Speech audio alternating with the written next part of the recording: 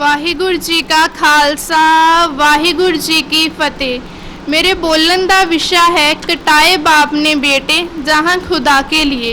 गुरु गोबिंद सिंह जी एक बहादुर योद्धे, धार्मिक आगू, समाज सुधारक ते उच्च कोटि के कवि सन। दसंबर 1704 का वह शहीदी हफ्ता चोजी प्रीतम साहिबे कमाल कलगीधर पिता साहिब श्री गुरु गोबिंद सिंह जी के परिवार ते कहर बन के आया जद जुलम की भी अत हो गई। श्री आनंदपुर साहिब के किले नूं 6 महीने के घेरे तो बाद किस तरह जद झूठियां कसमां खा के गुरु साहिब जी नूं किला खाली करन लई कहा गया अते बाद विच किस तरह उन्हां कसमां नूं शिक्के ते टंग के गुरु साहिब जी दे भुखे भाणे सिंघां अते परिवार ते हमला कर दिता गया। पिछे एक पासे गिनती विच घट सिंह ते दूजे पासे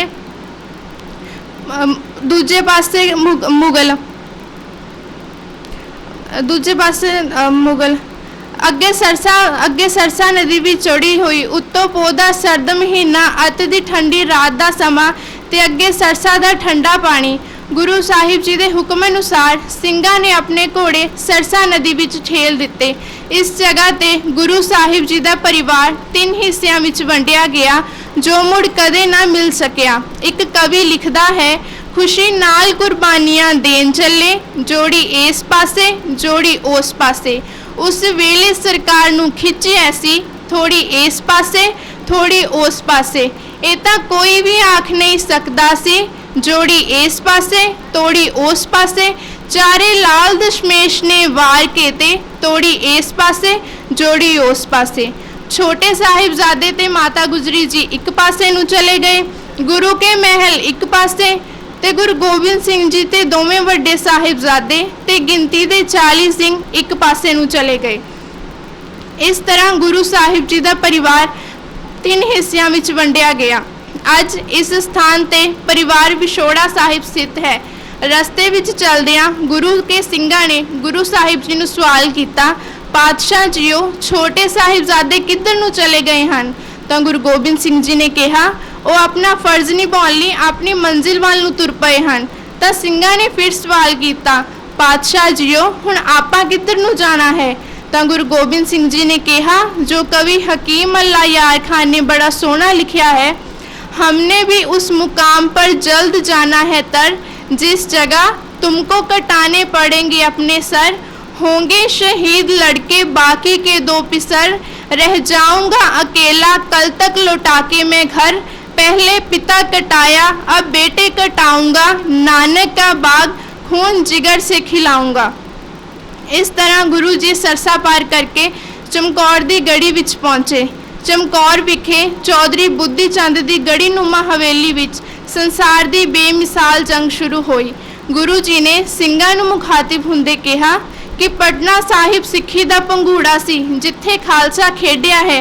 श्री आनंदपुर साहिब सिੱਖੀ ਦਾ ਸਕੂਲ ਸੀ जिथे खालसे ने गुरमत की विद्या ग्रहण की है। ते अज ये चमकौर दी कच्ची गढ़ी मेरे खालसे दी यूनीवर्सिटी है। मैं देखदा हाँ कि मेरा खालसा किन्ने क नंबर लैके पास हुंदा है। इस जगह ते संसार दा बेमिसाल जंग शुरू हुई। एक पासे मुगलों का लाओ लश्कर ते दूजे पासे सिंघां दी घट गिनती। मुगलों ने घेरा कतदिया होया सिंघां नूं अपील कर दी कि अपने आप नूं साडे हवाले कर दिता जावे, पर चमकौर दी गढ़ी विचों इको नारा बुलंद सी, गगन दमामा बाजियो परियो निशाने काओ, खेत जो मांडियो सूरमा अब जूजन को दाओ। कारण की सी? कारण ये सी कि गुरु गोबिंद सिंह जी योग अगवाई कर रहे सन। गुरु जी ने सिंघां दीयां ड्यूटियां लगा दित्तियां। 5-5 सिंघां दा जथा गढ़ी विचों बाहर निकलदा होया भुखे शेरां वांग मुगलों दे झपटदा अते मुगलों दा सफाया करदा होया अंत शहीदी दा जाम अपने बुल्लां नूं लगा के सदा लई अमर हो जांदा। गढ़ी विचों सिंघां दी गिनती घट रही सी। कुछ सिंघां ने गुरु साहिब जी नूं आके बेनती कीती कि गुरु जी तुसी ते दोवें साहिबजादे किसी तरह इस गढ़ी विचों बाहर निकल जावो। तो गुरु जी ने कहा, तुसी केड़े साहिबजादियां दी गल कर रहे हो? तुसी सारे ही मेरे साहिबजादे हो। ये सुन के सब सिंह चुप कर गए। गढ़ी विचों सिंघां दी गिनती घटदी वेख बाबा अजीत सिंह जी ने गुरु जी नूं आके बेनती की कि पिता जी मैनू भी आग्या देवो, मैं भी दुश्मनां नाल दो हथ करने चाहुंदा हां। तां गुरु गोबिंद सिंह जी ने कहा, तो गुरु गोबिंद सिंह जी ने खुशी खुशी अपने हथी अपने पुत्र नूं लाड़ी मौत विआउण लई मैदाने जंग वल तोड़ दिता। ते बाबा अजीत सिंह जी ने भी स्पष्ट कर दिता, नाम का अजीत हूँ, जीता नहीं जाऊंगा, अगर जीता भी गया तो जीता नहीं आऊंगा।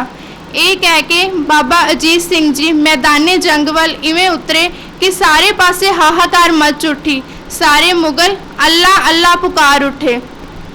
अंत मेरी चोजी प्रीतम दियां अखां दे सामने बाबा अजीत सिंह जी मुगलों का सफाया करते हुए शहीदी का जाम अपने बुल्लां नूं लगा के सदा लई अमर हो गए।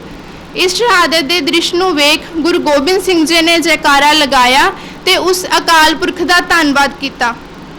कवि हकीम अल्लाह यार खान लिखते ने, शाबाश पिसर खूब दलेरी से लड़े हो, हाँ क्यों ना हो, गोबिंद के फरजंद बड़े हो। बड़े वीर की शहादत नूं वेखदिआं बाबा जुझार सिंह जी ने भी आके गुरु जी नूं बेनती की कि पिता जी मैं भी बड़े वीर की तरह अपना धर्म निभाना चाहता हाँ। तो गुरु गोबिंद सिंह जी ने कहा, मैनू कोई इनकार नहीं है, पर तेरी उम्र हाले खेडन मल्लन दी है, तेरा जिस्म मुगलों की सट नहीं सह सकता। तो बाबा जुझार सिंह जी ने गुरु जी नूं मुखातिब हुंदे कहा, लड़ना नहीं आता मुझे, मरना तो है आता, खुद बढ़ के गला तेग पे धरना तो है आता। ये सुन के गुरु गोबिंद सिंह जी ने बड़े पुत्र की तरह छोटे पुत्र नूं भी लाड़ी मौत विआउण लई मैदाने जंग वल तोड़ दिता। बाबा जुझार सिंह जी ने अपनी वीरता नाल दुश्मनां विच भाजड़ां पा दित्तियां। इस तरह बाबा जुझार सिंह जी भी मुगलों के आहू लाउंदियां होए शहीदी प्राप्त कर गए, जिसनूं ढाडी सोहन सिंह सीतल ने बड़ा सोहना बयान किया है।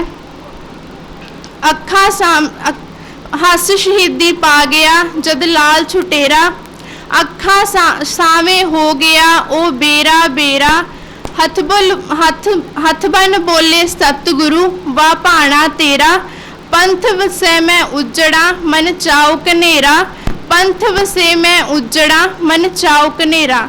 इस तरह गुरु गोबिंद सिंह जी के दोवें साहिबजादियां ने चमकौर की गढ़ी विच शहीदी प्राप्त की ते छोटे साहिबजादियां ने सरहंद दीयां नीहां विच अपने आप नूं चिनवा के सिੱਖੀ दीयां नीहां नूं होर भी मजबूत कर दिता। शहीदी परवान कर लई, पर वजीर खान दे किसी भी लालच विच आके धर्म छड्डना परवान ना कीता। धन सी जेरा मेरे कलगियां वाले दा, जिन्हां ने अपनी पुत्र की शहादत नूं अपनी अखां सामने रख के सानू अपने पुत्रां दा मान बख्शिया है। एक कवि लिखता है, बस एक हिंद में तीर्थ है यात्रा के लिए, कटाए बाप ने बेटे जहां खुदा के लिए। ਵੱਡੇ ਸਾਹਿਬਜ਼ਾਦਿਆਂ ਦੀ शहादत तो बाद ਸਿੰਘਾਂ ने रल के गुरमता किया कि गुरु गोबिंद सिंह जी इस गढ़ी नूं छड्ड के चले जाण। तां खालसे दा हुक्म परवान करदिआं होया गुरु गोबिंद सिंह जी मुगलों नूं ललकारदे होए गढ़ी विचों बाहर निकल गए। उस समय भाई दया सिंह जी ते भाई धर्म सिंह जी का भी जिक्र आउंदा है। अज सानू अपने अंदर झात मार के पड़चोल करन दी लोड़ है कि सानू गुरु गोबिंद सिंह जी ने की बनाया सी ते असीं की बने फिरदे हां। पर सिखो, अज शराबां पीण वालियां विच तुहाडी गिनती वध, कुड़ी मारां विच तुहाडी गिनती वध, जातां पातां विच चूर होए तुसी, करम कांडां विच फसे होए तुसी। ते मेरे नौजवान वीरां भैणां ने गुरु दी सिੱਖਿਆ नूं की मनना सी। गुरु वल्लों बख्शिया केसदाड़ियां दा रूप ही नहीं रहन दिता। जिस कौम दीयां नीहां विच साहिबजादियां दा लहू पाया गया होवे, उस कौम नूं अपने इतिहास ते सबक नूं कदे भी नहीं भुलना चाहिदा। आओ खालसा जियो, मुड़ अपने विरसे नूं संभालीए, मुड़ अपने घर नूं संभालीए। वेखो किन्ना मान बख्शिया सी सानू साडे गुरु साहिबाना ने, ते असीं की बने फिरदे हां। आओ अपनी सुत्ती हुई अणख ते जागीर नूं जगाईए, किते ये भी एक मेले दी तरह ही ना लंघ जावे। जागे अणख चमकौर नूं वेखदिआं ही, सुत्ता जिथे अजीत जुझार तेरा, टठे होए दिल सब खलो जांदे, चिणिया कंधां विच वेख परिवार तेरा। अंत एक दर्दी दिल शायर दियां कुछ सतरां पेश। मैं डुबदे वेखदा सूरज ते चढ़दे चन्न वेखदा हां, इत्थे औकड़ां विच इश्क नूं आनंद वेखदा हां। जिथे फलसफे तेरा रूप मुकम्मल पाया है, किते चमकौर वेखदा किते सरहंद वेखदा, किते चमकौर वेखदा किते सरहंद वेखदा। अंत होईयां भुल्लां चुक्कां दी माफ़ी। वाहिगुरू जी का खालसा, वाहिगुरू जी की फतेह।